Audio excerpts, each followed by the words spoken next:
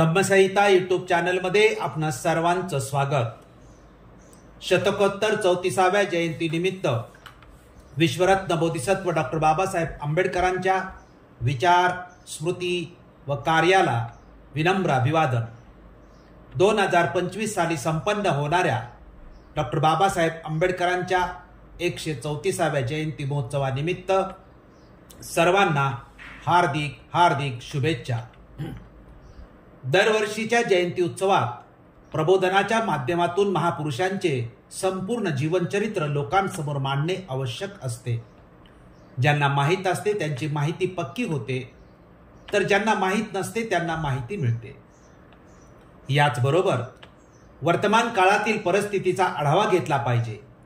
वर्तमान काळातील ज्वलंत प्रश्न म्हणजे संपूर्ण बौद्ध समाज यावर्षी महाबोधी महाविहार मुक्ती आंदोलन करीत आहे। या विषयावर देशातील बौद्धांच्या भावना तीव्र आहेत। त्यामुळे डॉक्टर बाबासाहेब आंबेडकरांच्या विचार, स्मृती व कार्याचा आढाव्याबरोबरच यावर्षी महाबोधी महाविहार आंदोलनाचा विषय समजून घेणे महत्त्वाचे राहील। जयंती विशेष भागाच्या स्पष्टीकरणाचे मुद्दे, यामधला पहिला मुद्दा जन्मोत्सवाची परंपरा, 2 3 जगन्मान्य महापुरुष आणि जयंती, 3 जयंतीचे स्वरूप, 4 बालपण व प्राथमिक शिक्षण, 5 अमेरिकेतील उच्च शिक्षण, 6 इंग्लंडमधील उच्च शिक्षण, 7 सार्वजनिक जीवनास प्रारंभ, 8 इंग्लंडमधील उर्वरित शिक्षण, 9 बहिष्कृत हितकारिणी सभा, 10 मंदिर प्रवेश चळवळ, 11 गोलमेज परिषदा, 12 राजगृहातील निवासादरम्यान केलेलं कार्य, 13 दिल्ली निवासादरम्यान झालेलं कार्य, 14 बुद्ध धम्म स्वीकार कार्य, 15 4 बौद्ध स्थळांना भेट आणि 16 महाबोधी महाविहार मुक्ती आंदोलनाची पार्श्वभूमी। स्पष्टीकरणाचा पहिला मुद्दा जन्मोत्सवाची परंपरा हा आहे आणि याचे स्पष्टीकरण असे की जन्मोत्सव म्हणजे जयंती साजरी करण्याची परंपरा प्राचीन काळापासून भारतात चालत आलेली आहे। ही परंपरा मौर्य साम्राज्यापासून सुरू झालेली आहे। चंद्रगुप्त मौर्य व सम्राट अशोक यांचा जयंती उत्सव कसा साजरा व्हायचा याचे पुरावे पुरातत्ववेत्यांनी दिलेले आहेत। तसेच याचे वर्णन चीनी प्रवाशांच्या प्रवास वर्णनात सुद्धा उपलब्ध आहे। म्हणजे जन्मदिन साजरा करणे ही परंपरा बौद्धांची आहे हे पुराव्यासहित सिद्ध झालेलं आहे। स्पष्टीकरणाचा दुसरा मुद्दा 3 जगन्मान्य महापुरुष आणि त्यांची जयंती हा आहे आणि याचे स्पष्टीकरण असे की बुद्ध, अशोक आणि डॉक्टर आंबेडकर हे 3 महामानव जगन्मान्य आहेत। तिघांचाही आदर्श जगाने घेतलेला आहे। म्हणून बुद्ध जयंती, अशोक जयंती, आंबेडकर जयंती हे 3 जयंती समारोह भारतीय बौद्धांच्या दृष्टीने नव्हे तर समस्त जगातील बौद्धांच्या दृष्टीने अतिशय महत्त्वाचे उत्सव आहेत। तिन्ही महापुरुषांची विचारधारा एकच आहे। बौद्ध जगाने बुद्धाने विचारधारा स्थापन केली, तिचे अनुप्रवर्तन 3ऱ्या शतकात सम्राट अशोकाने करून बुद्धाचा धम्म जगात अजरामर केला। सम्राट अशोकाने अजरामर केलेल्या धम्माला भारतातून संपवण्याचे काम झाले होते, परंतु त्यानंतर आधुनिक काळात 14 ऑक्टोबर 1956 साली नागपूर मुक्कामी डॉक्टर बाबासाहेब आंबेडकरांनी धम्माचे दुसऱ्या वेळेस अनुप्रवर्तन केले। म्हणजे सम्राट अशोक हा धम्माचा पहिला अनुप्रवर्तक व डॉक्टर बाबासाहेब आंबेडकर हे धम्माचे दुसरे अनुप्रवर्तक आहेत। धम्माचा एक निर्माता आणि 2 अनुप्रवर्तक ही 3 महान व्यक्तिमत्व ही बौद्ध जगाची आदर्श श्रद्धास्थाने आहेत। या 3ही महामानवाची जयंती करावायची असेल तर जयंतीमध्ये बौद्ध धम्माचे प्रतिबिंब उमटलेच पाहिजे।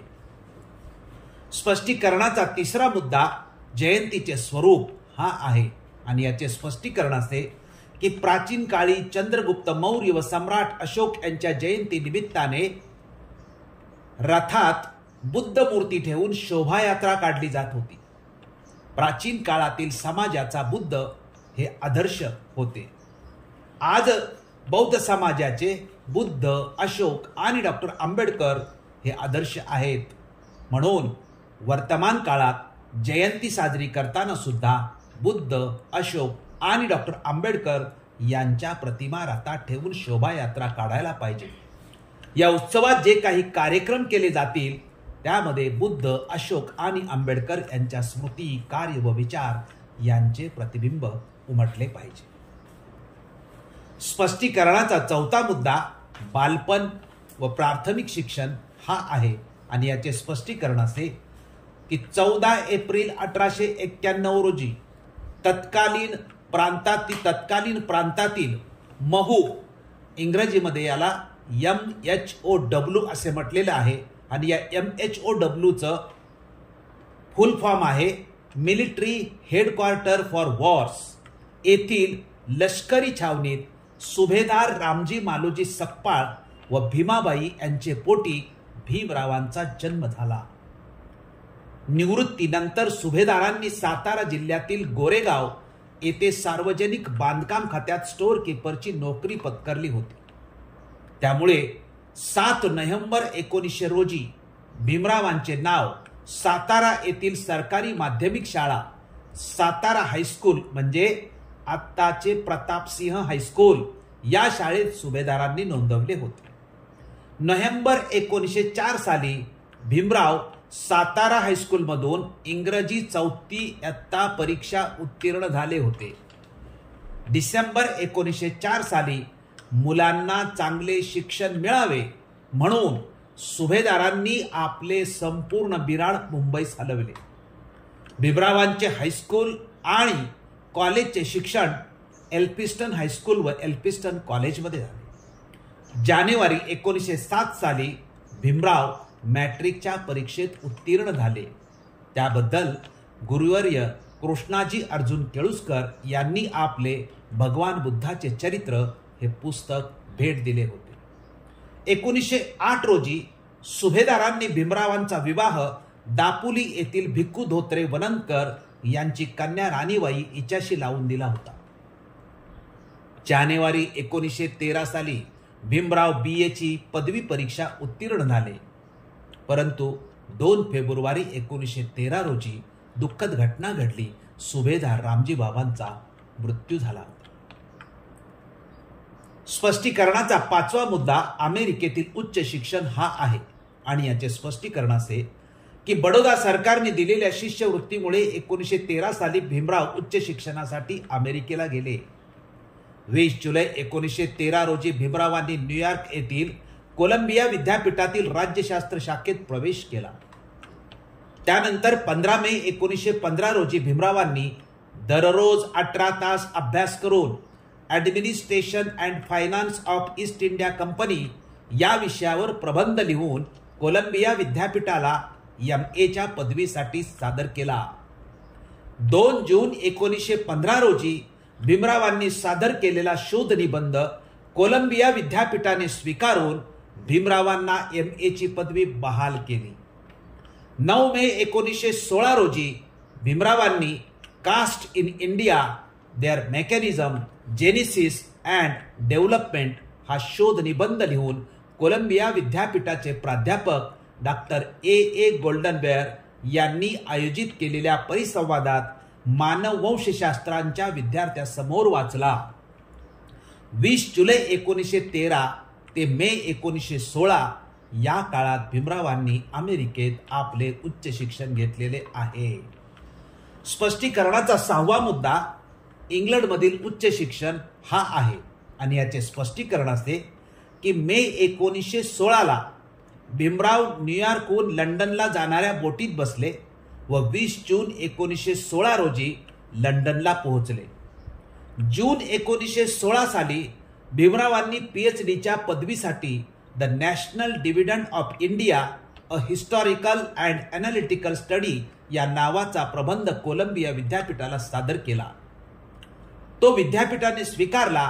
त्यानंतर 11 ऑक्टोबर 1916 रोजी लंडनच्या London school of economics and political science या संस्थेत अर्थशास्त्राच्या मास्टर ऑफ सायन्स आणि डॉक्टर ऑफ सायन्स या पदव्यासाठी प्रवेश घेतला.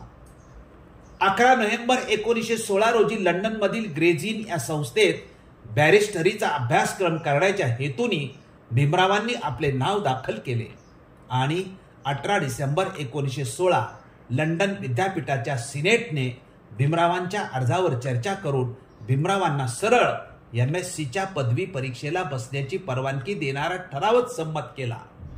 मे 1917 मध्ये भीमरावांचा caste in India their mechanism genesis and development हा शोध निबंध इंडियन अँटिक्वेरीच्या अंकात प्रसिद्ध झाला.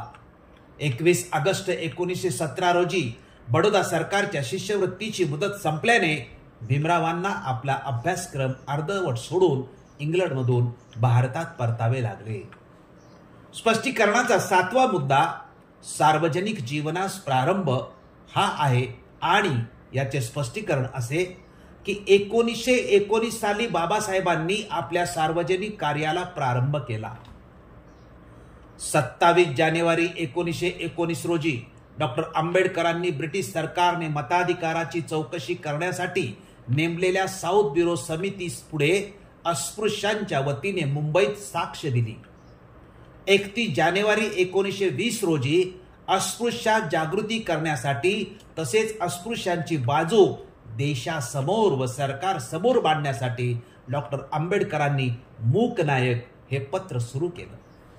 15 मार्च 1920 भीमरावांनी सिडनॅम कॉलेजातील प्राध्यापक पदाचा राजीनामा दिला.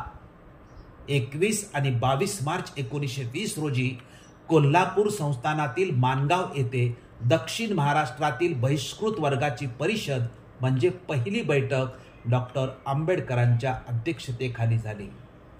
30 मे ते 1 जून 1920 नागपूर येथे भारतीय बहिष्कृत परिषदेचे अधिवेशन छत्रपती शाहू महाराजांच्या अध्यक्षतेखाली भरले. या परिषदेला डॉक्टर आंबेडकरांना निमंत्रित करण्यात आले होते. 1917 ते 1920 या 3 वर्षाच्या काळात 5 प्रमुख गोष्टी प्रारंभी त्यांनी केल्या होत्या. स्पष्टीकरणाचा 8वा मुद्दा की इंग्लंडमध्ये उच्च शिक्षण म्हणजे उर्वरित शिक्षणासाठी इंग्लंडमध्ये पुन्हा गेले होते हा आहे आणि याचे स्पष्टीकरण असे की 1917 साली बाबासाहेब अर्धवट शिक्षण सोडून परत आले होते. ते पूर्ण करण्यासाठी तयारी करून 5 जुलै 1920 रोजी सिटी ऑफ एक्झिटर या बोटीने लंडनला रवाना झाले. 30 सप्टेंबर 1920 रोजी डॉक्टर आंबेडकरांनी London school of economics and political science या संस्थेत MSc साठी प्रवेश मिळवला. तसेच ग्रेज इन या संस्थेत नाव दाखल करून त्यांनी बॅरिस्टरीचाही अभ्यास सुरू केला. 20 जून 1921 रोजी provincial decentralisation of imperial finance in British India या प्रबंधावर डॉक्टर आंबेडकरांना लंडन विद्यापीठाने MSc ही पदवी बहाल केली. जानेवारी व मार्च 1922 रोजी डॉक्टर ऑफ सायन्सच्या पदवीकरता द प्रॉब्लेम ऑफ रुपी हा प्रबंध लंडन विद्यापीठाला सादर केला. 28 जून 1922 रोजी लंडनच्या ग्रेज इन या संस्थेच्या न्यायसभेने डॉक्टर आंबेडकरांना बार ॲट लॉ म्हणजे बॅरिस्टर ही पदवी प्रदान केली. 3 एप्रिल 1923 रोजी डॉक्टर आंबेडकर परदेशातील संपूर्ण उच्च शिक्षण संपवून भारतात परतले. 5 जुलै 1923 पासून डॉक्टर आंबेडकरांनी मुंबई उच्च न्यायालयात वकिली सुरू केली. सन्माननीय पदव्यापैकी 5 जून 1952 रोजी अमेरिकेच्या कोलंबिया विश्वविद्यापीठाने भारताची राज्यघटना म्हणजे मानवी हक्काचा जाहीरनामा आहे असा गौरव करून बाबासाहेबांना डॉक्टर ऑफ लॉ म्हणजे LLD ही सन्माननीय पदवी बहाल केली.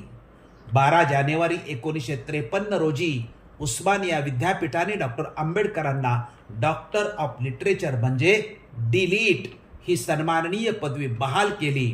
अशा प्रकारे BA, MA, PhD, MSc, DSc, LLD, DLitt, बार लॉ एवढ्या पदव्या बाबासाहेबांनी संपादन केलेल्या आहेत. स्पष्टीकरणाचा 9वा मुद्दा बहिष्कृत हितकारणी सभा हा आहे आणि याचे स्पष्टीकरण असे की बाबासाहेब आंबेडकर लंडनवरून इंग्लंडवरून परत आल्यानंतर 20 जुलै 1924 रोजी दामोदर हॉल परळ येथे बहिष्कृत हितकारणी सभा या संस्थेची स्थापना करतात आणि शपथ घेतात की ज्या समाजात मी जन्मलो त्या समाजाचा उद्धार करण्यासाठी अपयशी ठरलो तर स्वतःला गोळी घालून आत्महत्या करीन. आणि त्यानंतर तयारी करून 1927 सालामध्ये ते जे आंदोलन करतात किंवा 1927 साल हे किती महत्त्वाचं आहे. 1927 सालामध्ये पहिली घटना मग भीमा कोरेगाव स्तंभाला ते मानवंदना दिली त्यांनी. दुसरी घटना 18 फेब्रुवारी 1927 रोजी बाबासाहेबांचा विधिमंडळ सदस्य म्हणून शपथविधी झाला. तिसरी घटना 19 आणि 20 मार्च 1927 रोजी 14 तळे सत्याग्रह केला. आणि चौथी घटना 1927 सालातली ते म्हणजे 3 एप्रिल 1927 रोजी बहिष्कृत भारत पाक्षिक सुरू केलं. पाचवी घटना 1927 सालातली ती म्हणजे 4 सप्टेंबर 1927 रोजी समाज समता संघाची स्थापना केली. आणि सहावी घटना म्हणजे 25 डिसेंबर 1927 रोजी महाड येथे मनुस्मृतीचे दहन केलं. बाबासाहेब आंबेडकरांनी बहिष्कृत हितकारणी सभा स्थापन केल्यानंतर हे कार्यक्रम तयारी करून 27 सालापासून सुरू केले. 14 जून 1958 रोजी बहिष्कृत हितकारणी सभा 27 चे कार्यक्रम संपल्यानंतर विसर्जित करून डॉक्टर आंबेडकरांनी भारतीय बहिष्कृत समाज शिक्षण प्रसारक मंडळ आणि भारतीय समाज शिक्षण प्रसारक मंडळ या संस्था स्थापन केल्या होत्या. स्पष्टीकरणाचा 10वा मुद्दा मंदिर प्रवेश चळवळ हा आहे. आणि याचे स्पष्टीकरण असे की 14 तळ्याच्या सत्याग्रहानंतर डॉक्टर बाबासाहेब आंबेडकरांनी मंदिर प्रवेशाची चळवळ केली. त्यामध्ये 12 नोव्हेंबर 1927 ला डॉक्टर आंबेडकर अमरावती अंबादेवी मंदिर प्रवेश सत्याग्रहाला पाठिंबा देण्यासाठी गेले होते. 16 ऑक्टोबर 1929 रोजी डॉक्टर आंबेडकरांनी पर्वती सत्याग्रहाला म्हणजे पुणे येथील पाठिंबा जाहीर केला होता. 2 मार्च 1930 रोजी नाशिक येथे काळाराम मंदिर प्रवेशासाठी सत्याग्रह केला. हा सत्याग्रह 12 ऑक्टोबर 1935 सालापर्यंत चालला होता. स्पष्टीकरणाचा 11वा मुद्दा गोलमेज परिषद हा आहे. आणि याचे स्पष्टीकरण असे की लंडन येथील गोलमेज परिषदेत भारतीय अस्पृश्यांचे प्रतिनिधी म्हणून भाग घेण्यासाठी 4 ऑक्टोबर 1930 रोजी व्हाईसराय ऑफ इंडिया या बोटीने डॉक्टर आंबेडकर लंडनला रवाना झाले. 15 ऑगस्ट 1931 रोजी गोलमेज परिषदेच्या दुसऱ्या सत्रात भाग घेण्यासाठी डॉक्टर आंबेडकर SS मुल्तान या बोटीने लंडनला रवाना झाले होते. 17 ऑगस्ट 1932 रोजी ब्रिटिश पंतप्रधानांनी अल्पसंख्याकांच्या प्रश्नावर लवाद म्हणून आपला निवाडा जाहीर केला होता. 20 सप्टेंबर 1932 रोजी ब्रिटिश पंतप्रधान रॅमसे मॅकडोनाल्ड यांनी अस्पृश्यांना स्वतंत्र मतदारसंघ बहाल केल्याच्या निर्णयाविरुद्ध महात्मा गांधींनी एरोडा तुरुंगात आमरण उपोषण सुरू केलं. 24 सप्टेंबर 1932 रोजी काँग्रेसचे नेते व डॉक्टर आंबेडकर यांच्या तडजोड मान्य होऊन त्या करारावर सह्या केल्या. हाच तो पुणे करार होय. आणि 7 नोव्हेंबर 1932 म्हणजे पुणे कराराच्या नंतर बाबासाहेब गोलमेज परिषदेच्या 3ऱ्या सत्रासाठी गेले होते. स्पष्टीकरणाचा 12वा मुद्दा राजगृहातील निवासादरम्यानचे कार्य हा आहे. आणि याचे स्पष्टीकरण असे की फेब्रुवारी 1934 रोजी डॉक्टर बाबासाहेब आंबेडकर BIT चाळ परळ येथून हिंदू कॉलनी दादर येथे खास आपल्या ग्रंथसंग्रहाच्या सोयीसाठी बांधलेल्या राजगृह या इमारतीत राहावयास आले. 1935 ला डॉक्टर आंबेडकरांची मुंबई विद्यापीठाच्या अकॅडमिक कौन्सिल आणि सिंडिकेटचे सदस्य म्हणून नेमणूक झाली होती. 13 ऑक्टोबर 1935 येवले जिल्हा नाशिक येथे डॉक्टर आंबेडकरांची घोषणा केली की त्यांनी माझ्या दुर्दैवाने अस्पृश्य हिंदू म्हणून मी जन्माला आलो.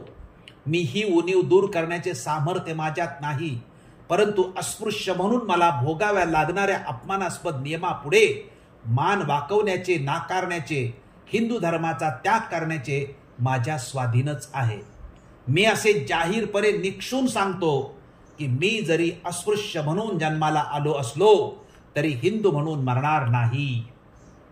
27 मे 1935 डॉक्टर आंबेडकरांची पत्नी रमाबाई आंबेडकर यांचं राजगृह दादर या राहत्या घरी निधन झालं. त्यामुळे 1935 साल हे डॉक्टर बाबासाहेब आंबेडकरांसाठी आणि त्यांच्या अनुयायांसाठी अतिशय दुःखद झालेलं होतं. 2 जून 1935 रोजी मुंबईतील शासकीय विधी महाविद्यालयाच्या प्राचार्यपदी सरकारने डॉक्टर बाबासाहेब आंबेडकरांची नेमणूक केली. 15 मे 1936 रोजी ॲनिहिलेशन ऑफ कास्ट हे बाबासाहेबांचं जे भाषण होतं, जे होऊ शकलेलं नाही, ते भाषण डॉक्टर आंबेडकरांनी पुस्तक रूपाने प्रकाशित केलं. 1924 पासून 1936 पर्यंत धर्मांतराच्या परिषदा संपन्न झाल्या. शेवटची धर्मांतर परिषद 31 मे ते 2 जून रोजी दादर मुंबई नायगाव येथे BS व्यंकटराव यांच्या अध्यक्षतेखाली अखिल मुंबई इलाका महार परिषद संपन्न झाली. या परिषदेत डॉक्टर बाबासाहेब आंबेडकरांनी मुक्ती कोणपते हे प्रसिद्ध भाषण केले. भारतीय कायदा 1935 नुसार होऊ घातलेल्या प्रांतिक विधिमंडळाच्या निवडणुका लढवण्यासाठी डॉक्टर बाबासाहेब आंबेडकरांनी मुंबईत स्वतंत्र मजूर पक्षाची स्थापना केली. 1937च्या निवडणुकीत डॉक्टर आंबेडकरांच्या स्वतंत्र मजूर पक्षाचे 18 उमेदवार उभे केले होते. त्यापैकी 14 उमेदवार निवडून आले होते पहिल्याच निवडणुकीमध्ये. 17 सप्टेंबर 1937 रोजी मुंबई विधिमंडळात डॉक्टर आंबेडकरांनी खोती व महार वतन नष्ट करणाऱ्या बिलावर भाषण केलं होतं. 7 नोव्हेंबर 1938 रोजी स्वतंत्र मजूर पक्ष व गिरणी कामगार युनियन यांनी 1 दिवसाचा संप केला होता.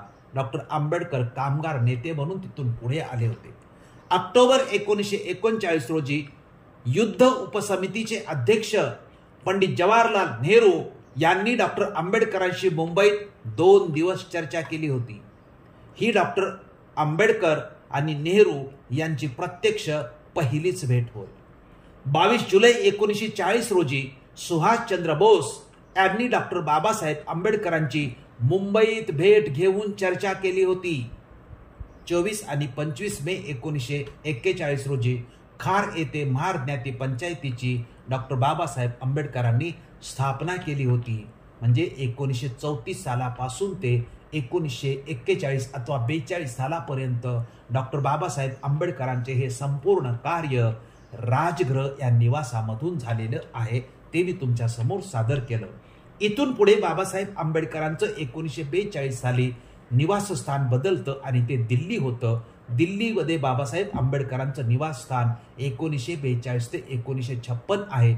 या निवासस्थानातून जे कार्य झालं त्याचा आढावा फक्त थोडक्यामध्ये तुमच्या समोर सादर करतो. माझ्या स्पष्टीकरणाचा 13वा मुद्दा दिल्ली निवासस्थानातून केलेले कार्य याचं स्पष्टीकरण आहे.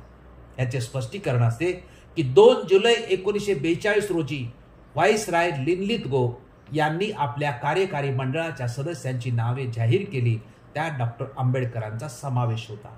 त्यांना मजूर खात्याचा कार्यभार सोपवण्यात आला होता. 29 जुलै 1944 रोजी शेड्यूल कास्ट इम्प्रूव्हमेंट ट्रस्टची मुंबईत स्थापना केली. 8 जुलै 1945 पीपल एज्युकेशन सोसायटीची स्थापना. 19 जुलै 1946 रोजी घटना समितीसाठी बंगालमधून निवडून आले. 30 ऑगस्ट 1947 रोजी मसुदा समितीच्या पहिल्याच बैठकीत डॉक्टर आंबेडकरांची अध्यक्ष म्हणून एकमताने निवड करण्यात आली. 25 नोव्हेंबर 1949 घटना समितीमध्ये महत्त्वाचे अजरामर भाषण आणि 26 नोव्हेंबर 1949 रोजी डॉक्टर आंबेडकरांनी घटना समितीला सादर केलेली स्वतंत्र भारताची राज्यघटना घटना समितीने स्वीकृत केली. 3 ऑगस्ट 1947 पंडित जवाहरलाल नेहरू यांच्या नेतृत्वाखाली स्वतंत्र भारताच्या मंत्रिमंडळात कायदेमंत्री म्हणून डॉक्टर आंबेडकरांचे नाव जाहीर झाले. 28 सप्टेंबर 1951 रोजी डॉक्टर आंबेडकरांनी हिंदू कोड बिलाच्या मान्यतेवरून या कायदेमंत्रीपदाचा राजीनामा प्रधानमंत्री नेहरू यांना दिला होता. 2 जानेवारी 1952 स्वतंत्र भारतातील पहिल्या निवडणुका झाल्या. डॉक्टर आंबेडकर पूर्व मुंबईतून शेका पक्षातर्फे म्हणजे शेड्यूल कास्ट फेडरेशन तर्फे उमेदवार होते. त्यांच्या विरुद्ध चांभार समाजातील नारायणराव काजरोळकर यांना काँग्रेसने उभे केले होते. 5 जानेवारी 1952 ला लागलेल्या निवडणुकांचा निकाल यामध्ये डॉक्टर आंबेडकर पराभूत झाले होते. 8 मार्च 1952 रोजी मुंबई राज्यातून पुन्हा डॉक्टर बाबासाहेब आंबेडकर हे राज्यसभेवरती निवडून गेले होते, हेही लक्षात घेतले पाहिजे. हा सर्व वृत्तांत मी तुम्हाला 1942 सालापासून बाबासाहेब आंबेडकरांचं जे दिल्ली निवासस्थान होतं तिथून झालेलं हे सगळं कार्य बाबासाहेब आंबेडकरांचं आहे. स्पष्टीकरणाचा 14वा मुद्दा बुद्ध धम्म स्वीकाराचे कार्य हा आहे. याचे स्पष्टीकरण असे, याचे 1950 पर्यंत धर्म स्वीकारणार हे नक्की होतं, परंतु कोणता धर्म स्वीकारणार याची मात्र डॉक्टर बाबासाहेब आंबेडकरांनी वाच्यता केलेली नव्हती. 1950ला बाबासाहेब आपली भूमिका जाहीर करतात ती बौद्ध धर्माच्या संदर्भामध्ये. कशा पद्धतीनं 1950 पासून त्यांनी आपली भूमिका जाहीर केली याचा संक्षिप्त आढावा तो असा की 2 मे 1950 दिल्लीत बुद्ध जयंती निमित्त आयोजित कार्यक्रमात प्रथम बुद्ध धम्माचा उघडपणे बाबासाहेब आंबेडकरांनी पुरस्कार केला.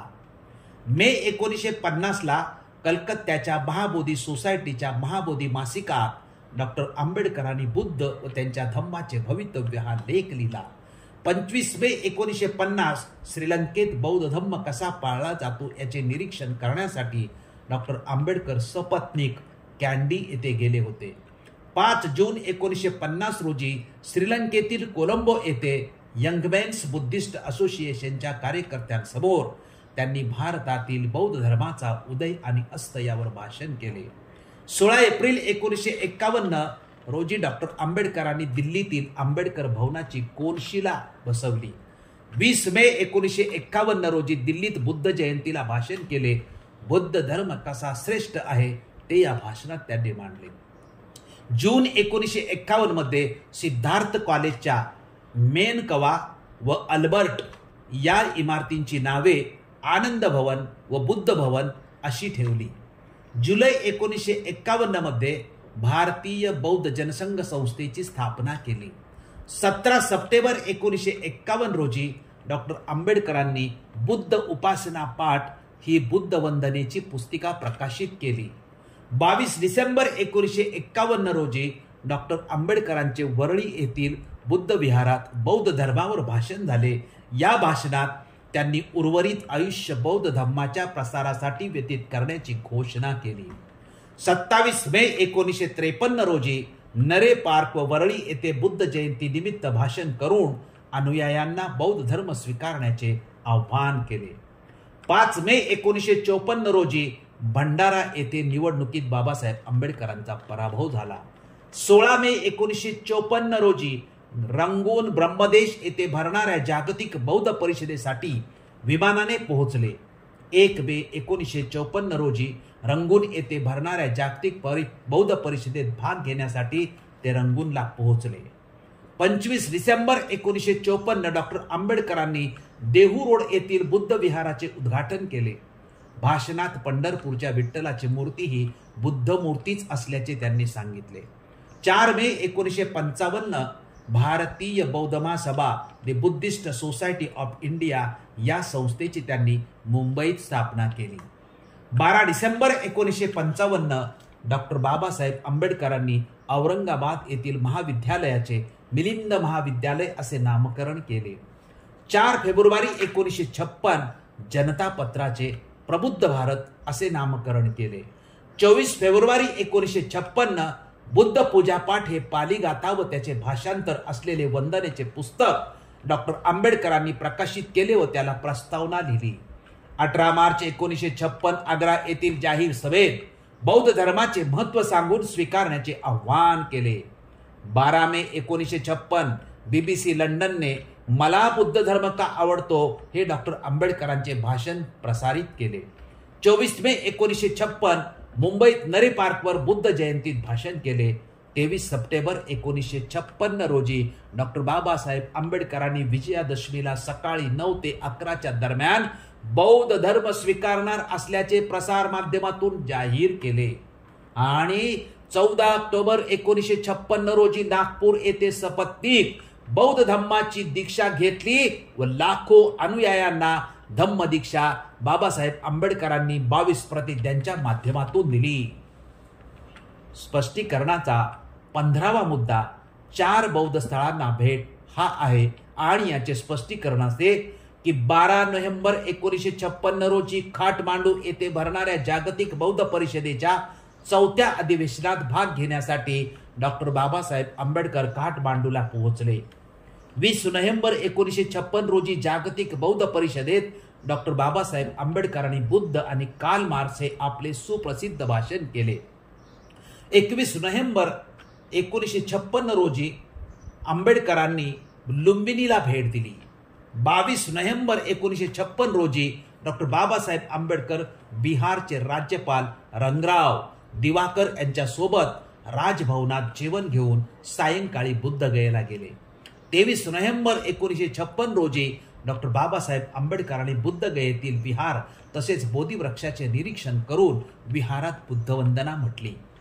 24 नोव्हेंबर 1956 रोजी डॉक्टर बाबासाहेब आंबेडकरांनी सारनाथला भेट दिली.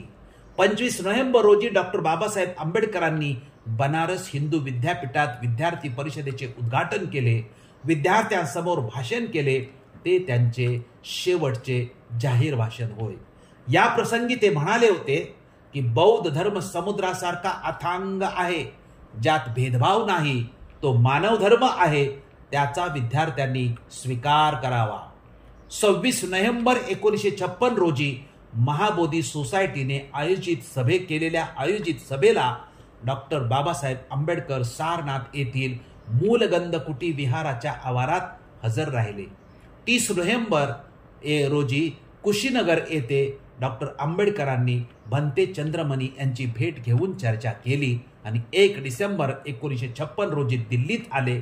त्या दिवशी मथुरा रोड येथे भरलेल्या प्रदर्शनातील बुद्ध मूर्तीचे डॉक्टर बाबासाहेब आंबेडकरांनी निरीक्षण केले. 2 डिसेंबर 1956 रोजी बुद्धगया येथे होणाऱ्या 2500व्या बुद्ध महापरिनिर्वाण समारंभात भाग घेण्यासाठी आलेल्या दलाई लामांच्या समर्थनार्थ आयोजित मेहरोली दिल्ली येथील समारंभात डॉक्टर आंबेडकर उपस्थित राहिले होते. या सभेत दलाई लामा यांनी डॉक्टर बाबासाहेब आंबेडकरांचा बोधिसत्व असा गौरव केला होता. 5 डिसेंबर 1956 रोजी जैन प्रतिनिधींच्या समवेत डॉक्टर बाबासाहेब आंबेडकरांनी बौद्ध धर्म व जैन धर्म यावर चर्चा केली होती. रात्री बुद्ध आणि त्यांचा धम्म या ग्रंथाच्या प्रस्तावनेवर नजर फिरवली होती आणि रात्री झोपेतच 26 अलीपूर रोड दिल्ली या निवासस्थानी डॉक्टर बाबासाहेब आंबेडकरांचे महापरिनिर्वाण झाले. स्पष्टीकरणाचा 16वा मुद्दा की महाबोधी महाविहार मुक्ती आंदोलनाची पार्श्वभूमी हा आहे आणि याचे स्पष्टीकरण असे की 2025 सालची बाबासाहेबांची 134वी जयंती कोणत्या पार्श्वभूमीवर साजरी होत आहे तर 14 एप्रिल 1891 साली डॉक्टर बाबासाहेब आंबेडकर यांचा जन्म झाला आणि याच वर्षी श्रीलंकेचे भंते अनागरिक धम्मपाल यांनी भारतात येऊन महाबोधी महाविहार मुक्ती आंदोलनाला प्रारंभ केला. म्हणून डॉक्टर बाबासाहेब आंबेडकरांच्या जन्माला आणि महाबोधी महाविहार मुक्ती आंदोलनाला 2025 साली 134 वर्ष पूर्ण होत आहेत. यावर्षी 12 फेब्रुवारी 2025 पासून अनागरिक धम्मपाल भंते सुरई ससाई यांच्यानंतर तिसऱ्यांदा आकाश लामा यांनी महाबोधी महाविहार मुक्ती आंदोलन सुरू केला आहे आणि या आंदोलनाला देश विदेशातील बौद्धांचा पाठिंबा मिळालेला आहे. देश विदेशात आंदोलनाची प्रक्रिया आणि चर्चा सुरू आहे. बौद्ध जगताच्या या विषयावर भावना तीव्र असल्याचे आढळते, परंतु अजून तरी या बाबतीत सरकारतर्फे काहीही प्रतिसाद मिळालेला नाही. आंदोलन किती काळ चालले तरी मागे हटायचे नाही अशी आंदोलकांची आणि सर्व बौद्ध जगताची भूमिका स्पष्ट झालेली आहे. या पार्श्वभूमीवर 2025 सालची जयंती साजरी होत आहे. बाबासाहेब आंबेडकरांच्या अनुयायांनी यावर्षीच्या जयंतीमध्ये महाबोधी महाविहार मुक्ती आंदोलनाला प्रत्येक घरात आणि प्रत्येक व्यक्तीपर्यंत पोहोचवण्याचे कार्य केले पाहिजे. बोधगयेचे महत्त्व आणि 134 वर्षाच्या आंदोलनाचा इतिहास या प्रबोधनात्मक तसेच प्रतिकात्मक कार्यक्रम करावे ही विनंती आहे. बोधगया महाबोधी महाविहार मुक्ती आंदोलनाच्या पार्श्वभूमीवर 2025ची जयंती साजरी होत आहे. याचा जयंती कार्यक्रमात वारंवार उल्लेख व्हावा. पुन्हा एकदा आपणा सर्वांना बाबासाहेब आंबेडकरांच्या 134व्या जयंतीनिमित्त हार्दिक हार्दिक शुभेच्छा देतो. आणि आंबेडकर जयंती विशेष भाग हा आपण लक्षपूर्वक ऐकला व पाहिला त्याबद्दल आपणा सर्वांचे मनपूर्वक आभार मानतो. धन्यवाद. जय भीम, जय अशोक, जय बुद्ध, जय भारत.